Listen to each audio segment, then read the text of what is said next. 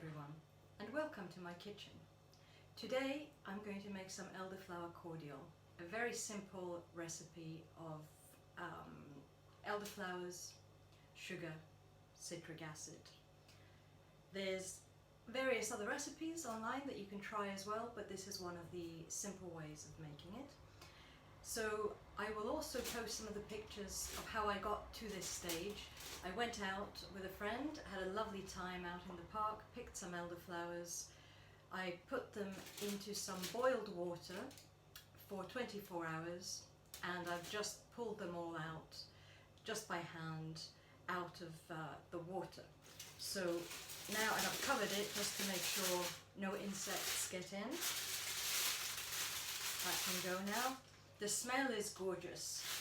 The scent is gorgeous, and I haven't strained it. Some people strain it through a muslin, but there's lots of little flowers floating on the top there, but I quite like those, and I put those into the bottles as well, just because they are pretty and they don't change the taste at all, and it does give it a real kind of homemade feel. I've washed 8 bottles of 8 wine bottles, just normal wine bottles, and I've put them in the oven. I started off the oven at about 100 degrees and I've slowly moved it up to 150 or so. Again, there's lots of different suggestions on how long they need to be in there and so on. I've kept the bottles in there for about half an hour. This is to sterilize them, to make sure that you don't get some kind of mold or things that you don't want once you've gone through all of the trouble of actually making some of this. So they're in there sterilizing. I have also taken the lids off them and put them in a pan. Can you see? There we go. And poured some boiling water over those. Again, those are just in there sterilizing. And all I'm going to do is put the sugar in the pan, the citric acid in the pan, put it all on the heat and mix it all in together. I don't bring it to a boil as such, but I heat up the liquid properly. Okay, so that's what I'm going to do now.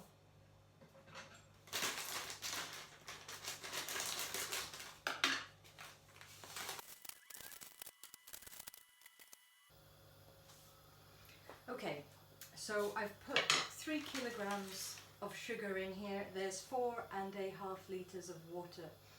I've tried to reduce the sugar more than that, but the sugar is basically in there so that the cordial keeps. It's not so much for the taste, because I would actually like to have it a little bit less sweet than that, but I tested it with 2.5 kilograms and those batches actually went off. This way, with the 3 kilograms per 4.5 liters of water, it actually keeps. I mean, I've kept a bottle for a couple of years because I forgot it was there, otherwise they get drunk way earlier. So I'm just going to stir that in, and you've got to keep stirring at this point to make sure that the sugar doesn't catch. Maybe have it on fairly low, on a low heat, because yeah, you don't want burnt sugar at the bottom of the pan. So you just keep mixing that. You can use any kind of sugar. I used 1 part Demerara sugar, or golden granulated sugar, to 2 parts white, mainly because that's what I happen to have, but also I've tried Demerara sugar before, which is lovely, but it really leaves a taste, and it's sometimes hard to discern the elderflowers if your sugar taste is really strong. So although I tend to use a lot of unrefined or less refined sugar in baking and things like that, here the white sugar is actually quite good because it lets the elderflower flavour come through. So also at the moment we're still in lockdown and everybody seems to be baking like crazy, so it took me a couple of trips and a couple of shops to get all this sugar in. So going to keep stirring.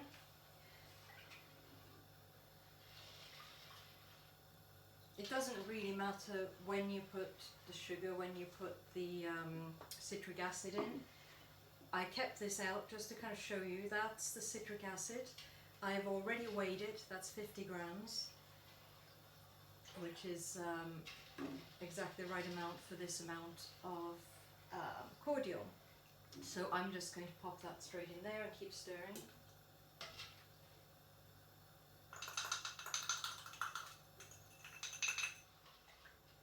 That's pretty much dissolved, but I'm going to keep giving it a stir every so often.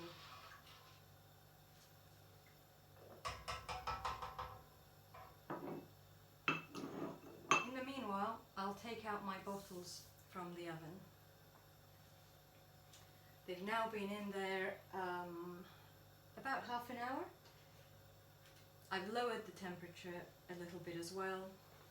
What you don't want is to change the temperature on the bottles too quickly, you know, so going from really cold to really hot to then pouring really hot liquid into them. So I actually like to sterilize them as I'm cooking this rather than before, because that means that the bottles are still hot as the hot liquid is going into them, and then you're minimizing the chance of them breaking or cracking with the change in temperature.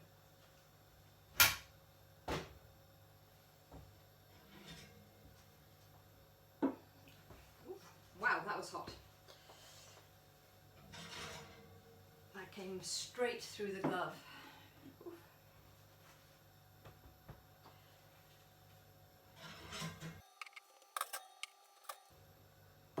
Of course, you've got to be prepared. Make sure that you either drink lots of wine before the elderflower season starts, or make sure that a friend drinks lots of wine for you and keeps the bottles.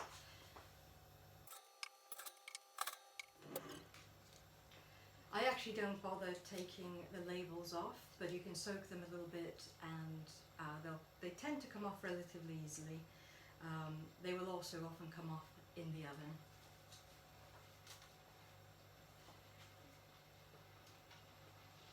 Okay, this is starting to make some bubbling noises, so just giving it another stir. You can feel it just sticking a little bit around the edge. So giving it a proper scrub around there. In fact, I'm going to lower the heat a little bit as well. There we go. Yeah, the sugar likes to stick to the bottom of the pan.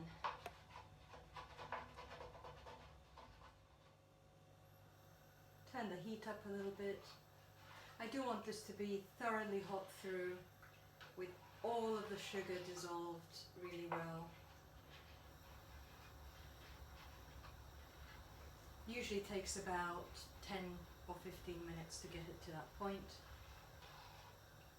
You'll know when it's ready. It doesn't really bubble, but just around the edges it starts getting a bit frothy, and you start getting this very thin white froth on the top.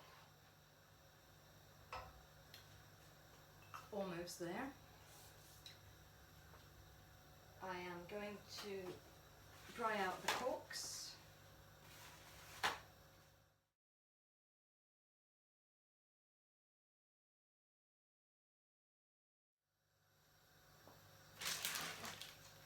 So that is almost there now.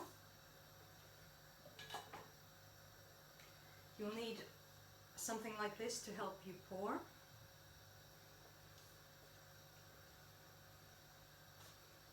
Ideally it would be metal, not plastic, but this is a pretty sturdy plastic, it's not going to melt. Usually I don't wash the flowers before putting them in the water, but I do give them a little shake just to make sure that if there's any insects and so on, they get dislodged.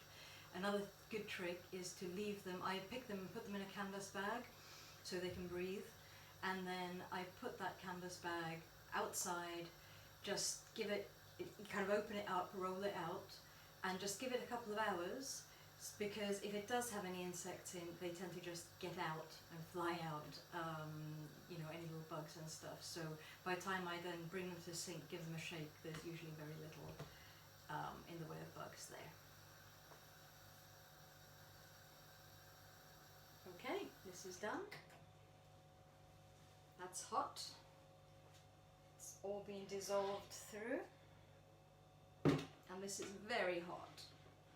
Right.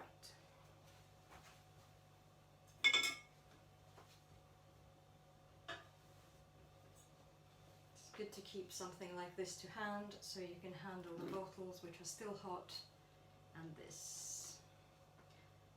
And then we just fill.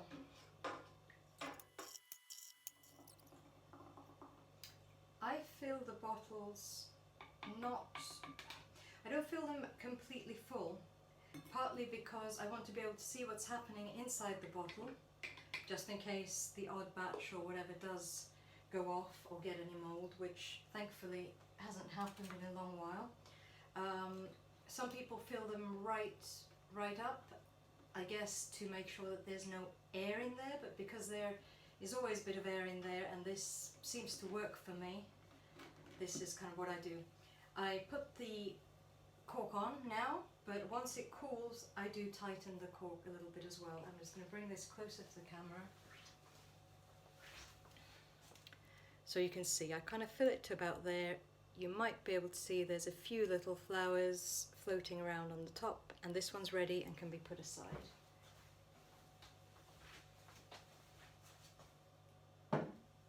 I've got to say, one of the nicest things about making this is just the beautiful scent. I'm just standing here in elderflower scent. It's quite heady and it's wonderful, and for hours afterwards the whole house smells of elderflowers, so I do love that. Also, let's get the next bottle. While you're picking, it's quite interesting because different trees have different smells. Some trees have very, very fragrant flowers, and other trees not so much. Must depend on where they grow, their conditions and so on. So have a sniff before you pick and choose good trees. Okay, bottle number 2. Then I let them cool. As I say, I tighten up the corks a little bit, and they're ready to go. I just store them in a cupboard, use them as I need them. Once they're open, I do store them in the fridge. I've had a couple go off that I didn't do that with, so I do pop them in the fridge once they're open. One of my favourite things about this is it really feels like it marks the start of summer, and just going out into a park to forage for these scented flowers with a friend. We have a chat, we catch up. It's so stress reducing, it's fantastic.